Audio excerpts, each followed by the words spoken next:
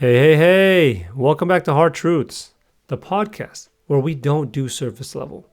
We dig deep, we get honest, and we say stuff most people are afraid to say out loud. So today's truth: you can't heal in the same environment that broke you. And I really want you to let that sink in. You can't heal in the same environment that broke you. Because whether it's your friend group, your job, your daily routine, or even your own thought patterns, if you're trying to grow in the same space that broke you down, you're just reinforcing that cycle. Let's talk about it and really break this down in ways that make sense. Because I know you felt this before, right? That moment where you're trying to grow, trying to be better, but it's like everything around you is holding you back. You know that feeling I'm talking about? Let me ask you something. Have you ever felt like no matter how much self-help content you consume, how many goals you set, or how many times you promised yourself this month will be different, you end up back in the same place? No, you're not lazy. No, you're not weak. You're just trying to build a new life in an old environment.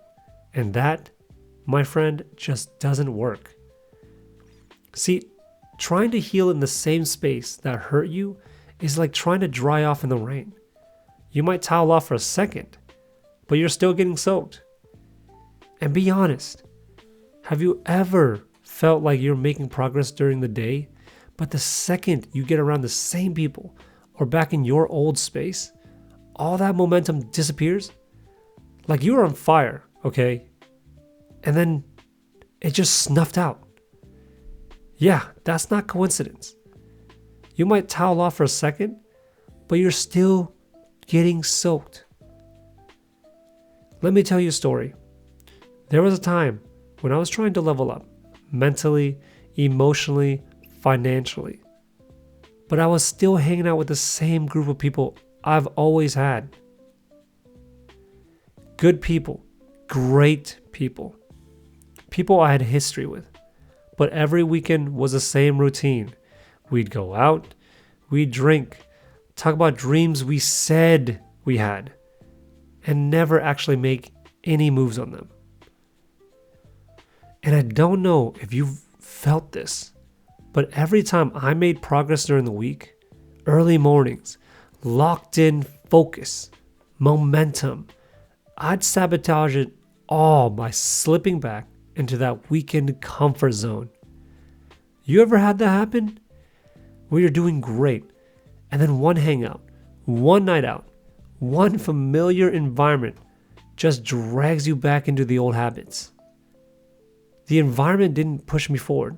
It pulled me right back. And it finally hit me one day. If I want to become someone new, I just can't keep living like the old me. I can't stay in the old world expecting a new result. There's a reason this is so powerful. Okay, let's get into the psychology of it. Your environment isn't just where you live. It's where you hear. It's who you talk to. It's what you see. And it's what you allow. James Clear, in his book Atomic Habits, talks about how environments is the invisible hand that shapes human behavior. Let me say that again. The environment is the invisible hand that shapes human behavior. You don't rise to the level of your goals. You fall to the level of your systems. And your environment is one of the strongest systems there is. If your environment is full of distractions, negativity, laziness, or even complacency, guess what becomes normal? All of that. Neuroscience even backs this up too. Check this out. Your brain has something called neuroplasticity. It's the ability to rewire based on your habits and surroundings. It's also a double-edged sword. If your surroundings don't change, your brain won't either. So if you constantly are in places or around people that reinforce your past self, your progress will stall. It's not because you aren't capable, but because you're surrounded by signals that say, stay the same. And let me be clear, crystal clear. Sometimes the environment isn't a person. It's your apartment, your job, the way you start your day, even your own inner voice. We all talk to ourselves, and that's okay. See, you can't wake up surrounded by clutter, chaos, or criticism, internally or externally, and expect to feel empowered. That voice in your head that says, you always mess this up, or you never follow through, that's part of the environment too. So I want you to ask yourself, what part of my environment is keeping me stuck? Have you ever stopped midweek and thought, why do I feel like I'm still in the same place? Like you've been doing all this work, but something around you is dragging you back. That's what I mean here. That's your clue. There's a quote I love. If you hang around 5 confident people, you'll become the 6th. If you hang around 5 doubters, you'll start questioning everything. You're a product of proximity. And healing, real healing, requires distance from the damage. You don't have to hate the people or the past. But let's be real. You've probably been keeping some people around out of guilt, not growth. And deep down, you know it's time to let that chapter close. And sometimes, growth means separation. So alright, here's what I want you to do. Here's the challenge. Pick one part of your environment, just one, that's been pulling you backwards.